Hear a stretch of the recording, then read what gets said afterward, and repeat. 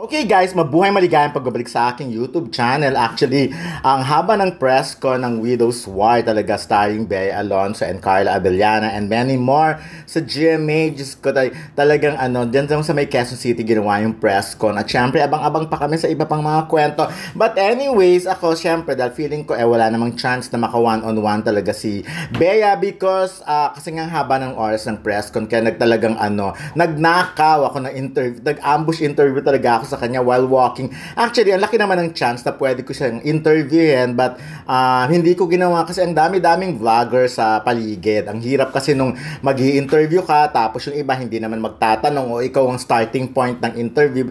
Yung iba sa salang lang. So, hindi ko ginawa talaga. Hindi ako nag-attempt. Pero nung kami nagkadikit na kami, tinanong ko lang siya about love life. At sinagot naman niya ako. So, sa part na ito, mapapanood nyo na. Ito, tignan nyo na lang habang naglalakad kami. Kung in love nga ba si Bea Alonzo ngayon? May bago ba siyang jowa? At sayang nga hindi yung tungkol sana sa mga isinampa niyang kaso. But anyways, ayan, alam nyo, sa latter part din ng video na ito, yung mga nangyari naman sa press con, of course, mapapanood nyo rin yun, yung mga sagot nila niya tungkol sa pagsasama din ni Carla Abellana. At ganoon din, may mga part din si Carla Abellana tungkol dito. Pero syempre, may separate na vlog din ako or na-upload din ako for Carla Abellana dahil talaga namang bonggang-bongga, napakalaki ng project na ito na Widow's War. Talagang nalula ako sa teaser o sa trailer nila. Napakaganda, ang lalaki agad ng mga ganap, ang lalaki ng eksena at exciting. Of course, sinagot ni Bea ang experience niya working with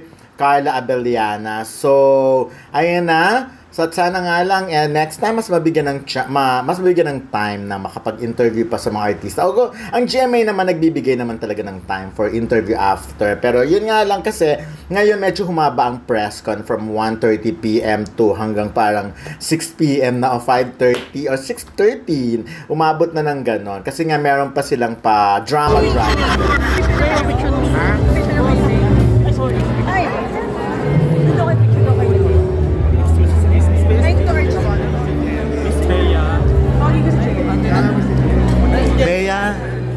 Bea, isang tanong lang, in love ka ba ngayon? Hindi. Ready na ba to fall in love?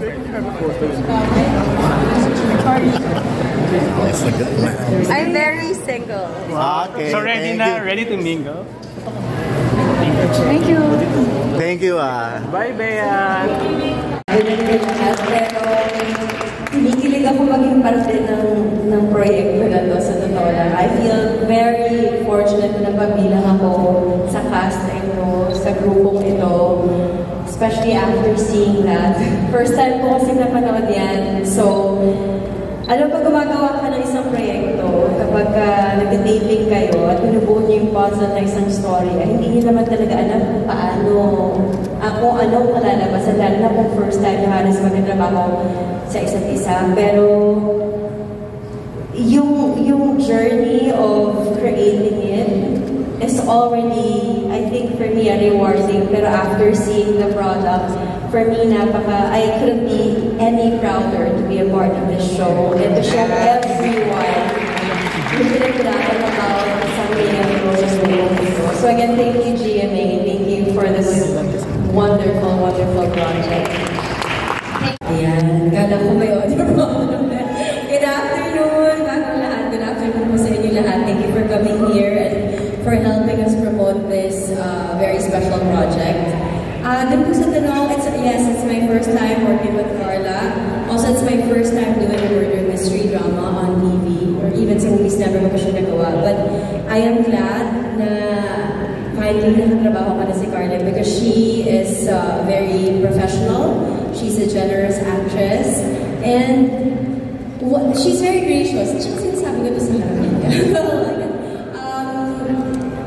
I think she's a gentle soul, and I'm glad that I got to know her better.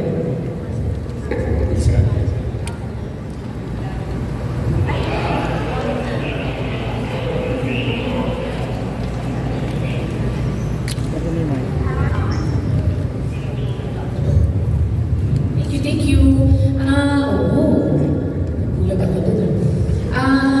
Hanggang ngayon, lagi po sinasabi hanggang ngayon kapag meron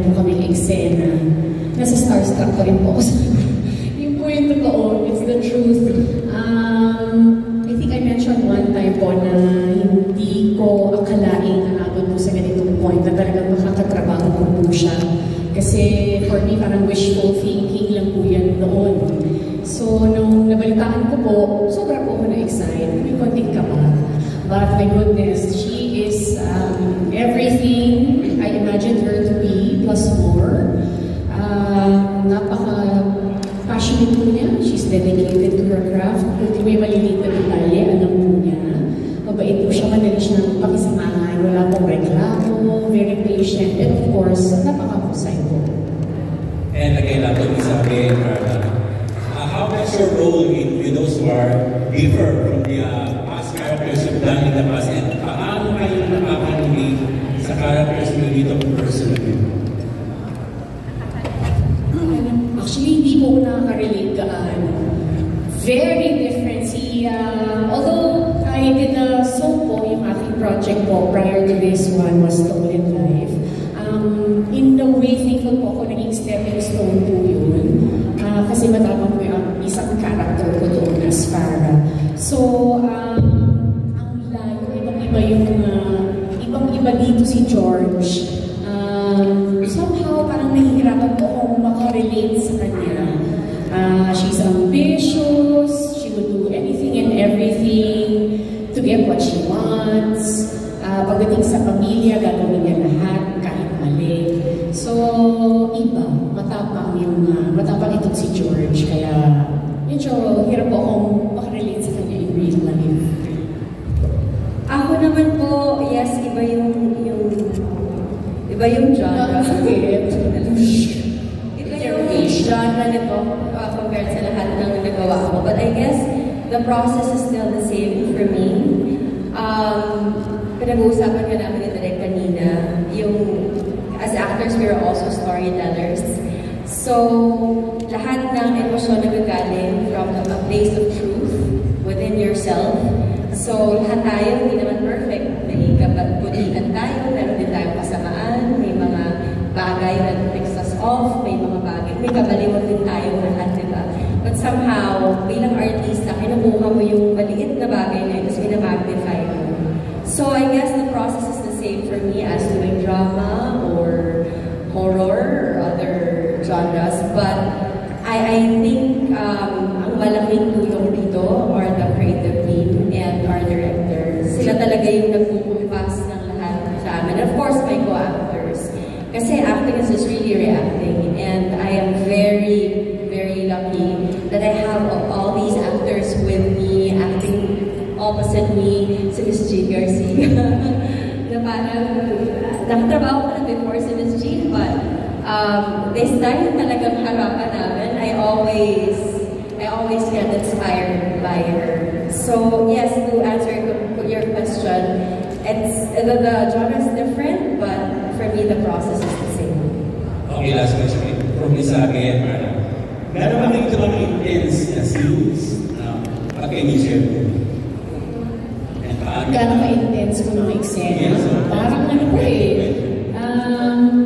lagi po, of course, may intense na eksena. Parang hindi po kayo mabobore, sa totoo lang po. Hindi naman din po ito yung tipo ng kwento na wala na po silang ginawa, kundi magsampalan or mag-away.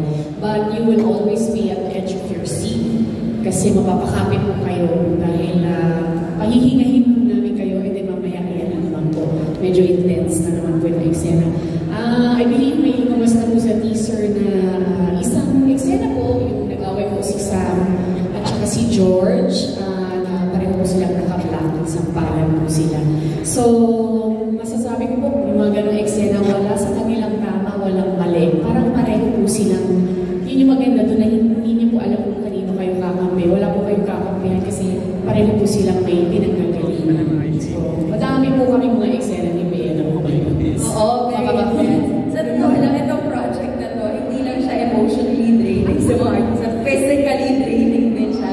Una-una, kung mapapansin nyo dun sa APB kanina, ang gaganda ng mga locations, diba? Talagang sinasadya namin yung mga locations namin, Bataan, La Union, Batangas.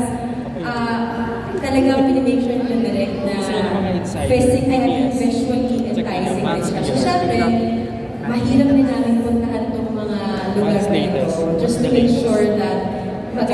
ilalabas. I mean, based dun sa script, kung paano nila na-imagine, we can only hope na ganun din siya lalabas sa screen, diba? Yes, it's very intense. Siguro hindi lang on screen, but behind the scenes is also very intense for us. It's very draining, but hindi kami nagreklamo kasi pag nakikita namin